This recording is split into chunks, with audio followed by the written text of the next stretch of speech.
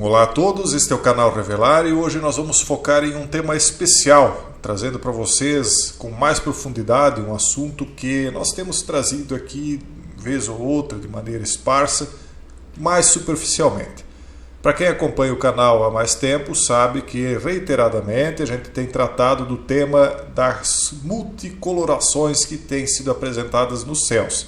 Ora verde, ora roxa, púrpura e frequentemente vermelha. Em alguns lugares de maneira tão intensa, um vermelho tão intenso que chega a espantar. Em outros lugares não tão intensos. Acontece que um amigo e inscrito do canal aqui Revelar e também membro lá da nossa comunidade fechada, enviou algumas informações que não eram do meu conhecimento e que eu, depois de tomar conhecimento, entendi que seria importante trazer aqui para vocês. Ele fala da Liga da Justiça e do significado dos céus vermelhos na DC Comics. Ele mandou uma série de imagens aqui mostrando para nós, e depois nós vamos analisar essa matéria aqui e trazer esse viés de confirmação de interpretação que nós temos trazido, né? Mostrando que na DC Comics o céu vermelho está associado com um momento de crise e até de fins de era, né? Então, por exemplo, aqui eles associam esse momento aqui, onde nós vemos o Superman, né? Que lá na comunidade a gente associa com o S da serpente, onde eles colocam o seguinte diálogo, né? Ó Deus, o que vai acontecer, o que está acontecendo com os céus, né? Veja, olha o domo do céu. Quem poderá parar isso? Aí alguém diz assim, um dos heróis, né? Ninguém poderá parar isso, né? Isso é o fim do mundo. E alguém diz assim, papai, né? Então eles olham para os céus vermelhos como um significado de fim de mundo na DC Comics. Aqui também, nós vemos aí no filme, lá era nos quadrinhos, né? Esse momento de confrontação nas chamadas Gs infinitas da DC Comics. Veja que o cenário é de céu vermelho também. Aqui temos uma outra... aqui é uma cena de um local aí com o céu vermelho, né? E aqui temos uma outra cena de quadrinhos, né? O grande desastre. Primeiro, céus vermelhos. Agora, tempestades elétricas. Daí alguém diz o seguinte, isso é apenas o que o monitor previu. Então nós vemos aqui um raio de plasma caindo do céu vermelho. Exatamente aquilo que está sendo relatado, né, por nós nos últimos meses. Mas o que eu queria trazer para vocês mesmo é essa matéria aqui. Os céus vermelhos no filme da Liga da Justiça significam que uma crise está próxima. Entre muitas dicas, detalhes e easter eggs dos vários trailers dos filmes da Liga da Justiça, estamos curiosos sobre algo que pode estar literalmente à espreita no fundo, oculto. Especificamente hoje estamos falando sobre o céu avermelhado que colore muitas das cenas de lutas dos trailers. Só que, como nós vimos, isso não vem apenas dos filmes, isso está associado também aos quadrinhos. E vou ser bem direto. O mito conta que existe um local, uma outra dimensão abaixo da nossa, aquela dimensão do As Above So Below, né, em que o céu seria vermelho. Então, o nosso céu é azul e aquele céu seria vermelho. Que quando, vamos tratar como ficção, né, para aqueles mais céticos, que quando as dimensões se misturassem, o céu ficaria vermelho na nossa dimensão e azul na dimensão abaixo. Então, eles dizem aqui na explicação do porquê eles usam isso na ficção. A frase céus vermelhos remonta ao crossover fundamental da DC Comics, Crise nas Infinitas Terras, de 1985, pessoal. Então, como agora, pode ser usado para sinalizar um tipo muito específico de evento cósmico. No entanto, de tudo o que sabemos sobre a Liga da Justiça, as chances não são grandes de que uma crise esteja no horizonte, pelo menos não ainda. Hoje vamos explorar o desenvolvimento dos céus vermelhos de DC para ver se eles são mais um alerta vermelho ou apenas uma pista falsa. E não é apenas o céu que fica vermelho. Veja que eles retratam e vão retratar aqui, nós vamos ver mais adiante, até mesmo a chuva vermelha. Aqui eles mostram a abertura de portais, né, onde o Flash percebe um portal aberto. E se vocês pararem para analisar, talvez muitos de vocês ainda não tenham percebido, quem está na comunidade já sabe, pelo menos quem avançou um pouco mais, né?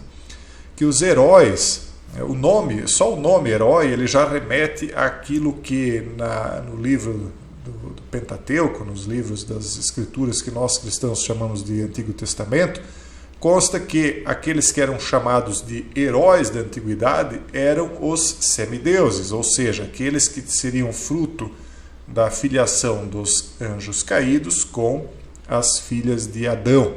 Então seria essa mistura profana, né, que é contada com mais detalhes no livro de Enoque. Então a inspiração de DC Comics, Marvel, para os heróis são os semideuses da mitologia. Para quem não sabia, é isso. Por isso eles usam o mesmo termo, heróis. Somos chamados heróis da antiguidade, que também em outra tradução seria considerado Nephilim, né? Então eles são os Nephilim. Então não é surpresa que não só os personagens desses revistinhas ficcionais sejam inspirados nos Nephilim ou nos heróis da antiguidade, mas também o universo todo onde eles vivem seja inspirado nisso. Portanto, o céu vermelho não é algo extraordinário que esteja envolto nesse cenário aí dos heróis. Mas voltando aqui, né, ao texto, quando os heróis e editores da DC estavam planejando Crise nas Infinitas Terras, no início dos anos 80, eles criaram várias maneiras de vinculá-lo à série em andamento. Primeiro foi o Monitor, uma figura misteriosa que passou mais de 2 anos antes da primeira edição de abril de 85, aparecendo em todos os lugares, desde Novos Titãs até GI Combate, ou Gs Infinitas, né? Quer os leitores ouvissem sua assistente Lila ou apenas sua sede de satélite dourada, sua presença coletiva prenunciava coisas maiores por vir. Assim que a própria Crise estava pronta para ser lançada, o escritor Marv Wolfman sugeriu várias outras conexões na história. Seu memorando data de 5/11. Veja só, 5/11 é o 55, o advento de horas, né? Em 84, que incluía até uma seção How to Tie in with the Crisis. O que ele disse? Pode ser uma conexão tão pequena quanto ter algum tipo de catástrofe natural ocorrendo em seu livro. Seus heróis resolvem o problema no caminho para sua história normal. A primeira reação física na Terra aos eventos da crise são os desastres naturais e seus efeitos posteriores. Até mesmo mencionar a ocorrência de desastres inexplicáveis é uma espécie de ligação. E ele encerrou o memorando dizendo: uma última observação. Por causa da estrutura de A Crise é uma sequência, vamos dizer assim, um seriado, né, da DC. Por conta da estrutura desse universo que eles vão criar, desse momento da história, vou pedir que os céus de nossos livros, ou no caso, na época, as revistinhas em quadrinhos, né, sejam coloridos de vermelhos, começando pelos livros de agosto à venda. Ainda não perguntei, mas esta carta é uma notificação formal. Se você não, caso contrário, cruzar, se você não concordar, parece que ele queria que riscasse, não entendi aqui. Mas enfim, se você não concordar, você pode fazer com que seus personagens observem o tom avermelhado. Esperamos uma cooperação em toda a empresa. Então ele fez questão de dizer que nesse momento chamado A Crise, que era um momento de catástrofes naturais, ou seja, um momento de inversão magnética, né, o céu teria de ser colocado como vermelho. Alguns dias depois, seu memorando de 9 de novembro, então aqui nós temos um 9/1 de 84, ele descrevia como os céus vermelhos e a chuva vermelha, e nós lembramos que nos livros sagrados são ditos que a terra seria amaldiçoada chovendo aquilo que circula por dentro dos corpos humanos, né, que seria uma chuva de plasma, aí não o plasma dos céus, mas o plasma do corpo humano, né, ela teria de ser vermelha. Então, tanto nos quadrinhos quanto nas escrituras consta a mesma coisa. Eles se inspiram nessas coisas para os quadrinhos, entende?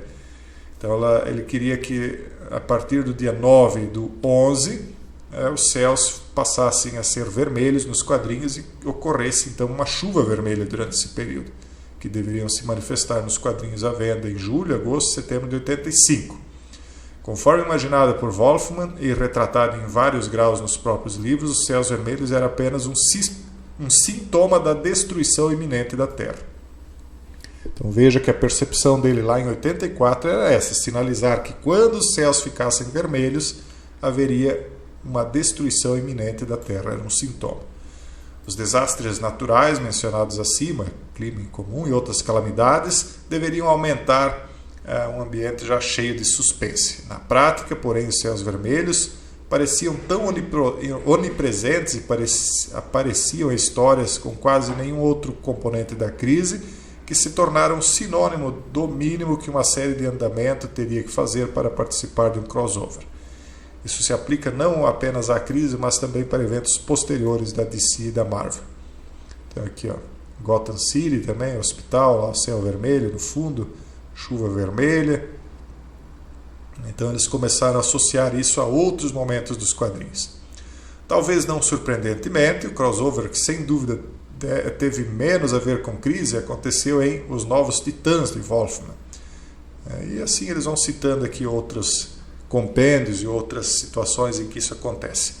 Agora, o que é interessante é perceber que ele associou claramente como um sintoma de destruição iminente da Terra, o céu vermelho, que é aquilo que nós estamos presenciando. Então, se eles têm conhecimento das escrituras, né, da interpretação mais profunda e não superficial que é feita muitas vezes por orientadores aí religiosos, né, eles retrataram isso também de uma forma cifrada, ocultada nas obras deles, né, nos quadrinhos, desenhos animados, livros, filmes, enfim, toda essa mídia aí que eles dominam, né? Uma outra situação que esse nosso inscrito aqui da comunidade, que nos presenteou com esse conhecimento, trouxe, foi a ideia da equação antivida do Darkseid. O Darkseid o nome já diz, é o lado negro, né? Ele é um personagem, para quem não conhece, que tenta dominar o mundo. E ele tem a chamada equação antivida, em que, segundo o nosso amigo explicou, seria uma espécie de tentativa de acabar com o livre-arbítrio, através do sistema de parasitação, de parasitas e de avatares. Exatamente o conceito que nós explicamos lá na comunidade fechada, daí de maneira bem aprofundada. E, na verdade, uma das brigas, né, que teria existido, segundo as escrituras, entre o Criador e o anjo rebelde é porque o Criador queria dar livre-arbítrio às criaturas, enquanto que o anjo rebelde dizia que apenas através de um regime altamente hierárquico e de mão de ferro é que poderia ser conduzida a criação toda, que não poderia ser dado livre-arbítrio. Então, o lado negro, ou seja, o rebelde, o caído, ele é contra o livre-arbítrio, né? Então, por isso, a equação antivida estaria intrinsecamente ligada com Darkseid. Foi o livre-arbítrio que reprimiu o coração ardente de Orion, que escolheu proteger os caminhos de Nova Gênese e concentrou sua raiva em Darkseid. Sim, o livre-arbítrio, a escolha, é um inimigo. Inclusive, a gente vê isso no personagem Loki também, quando ele surge daquele portal. Isso a gente comenta na comunidade, quando ele surge com o portal e ele tem um falo na mão, uma espécie de foice que ele carrega, então ele começa a tocar os homens que estavam ali naquele local com aquela foice e dizer, né, que o livre-arbítrio ou a ilusão da escolha devia acabar, né? Então ele começa a meio que tornar aqueles homens que estavam ali parasitados através do seu falo, avatares que vinham então a obedecer a ele cegamente a partir dali. Eu até peço que quem conhece melhor a equação antivida e se sabe se isso realmente liga com a questão de parasitação e avatar, que comentem aqui para enriquecer o conhecimento dos outros e o meu, porque não é algo que eu conheço profundamente. E como a gente disse, isso liga com algumas referências das Escrituras, como por exemplo o Apocalipse 8:7, onde diz que, por exemplo, o primeiro anjo tocou a sua trombeta e ocorreu grande precipitação de granizo e fogo misturado com esse líquido vermelho plasmático que corre em nossas veias, né? Então, isso precipitava dos céus, né? É uma chuva vermelha, digamos assim, os quais foram lançados sobre a Terra. Granizo e fogo misturado com o plasma vermelho que corre em nossas veias. Enfim, esse seria o tema de hoje, só que eu quero mostrar para vocês aqui isso aqui, pessoal, o Google Authenticator Sync. A maioria não vai entender do que se trata. Quem está na comunidade, principalmente quem já atingiu os temas asterisco e a explicação do que significa o símbolo IO ou IO, vê que eles estão trocando então a temática do IO, que tem aqui os 6 pontinhos, pela estrela de 6 pontas ou asterisco, que no final das contas é a mesma coisa, mas apenas transmutado. Então veja aqui que eles transmutaram um símbolo em outro, mantendo o mesmo significado simbólico, que é a marca oculta, a mais antiga das marcas já existentes, criadas pelo ser humano, que é um X. No caso aqui, é um X com um traço no meio, tem um significado diferenciado. O mesmo amigo da comunidade foi que nos mandou. Inclusive, eu tenho percebido que muitas das pessoas lá têm tido uma compreensão muito boa de simbologia, tanto é que têm me mandado essas informações aqui para que eu possa trazer a vocês. Eu não tenho como ter o conhecimento de toda a cultura popular, evidentemente, de todas as transformações, então todos os símbolos que estão espalhados aí por essa matrix de filmes e desenhos, e, enfim, quadrinhos e tudo mais, acaba sendo abarcada quando mais pessoas conhecem o que eles estão dizendo simbolicamente. Beleza, pessoal? Espero que a maioria tenha entendido, espero, na verdade, que todos tenham entendido e aproveitado o conteúdo do vídeo de hoje. Um forte abraço a todos e até o próximo vídeo, se Deus quiser.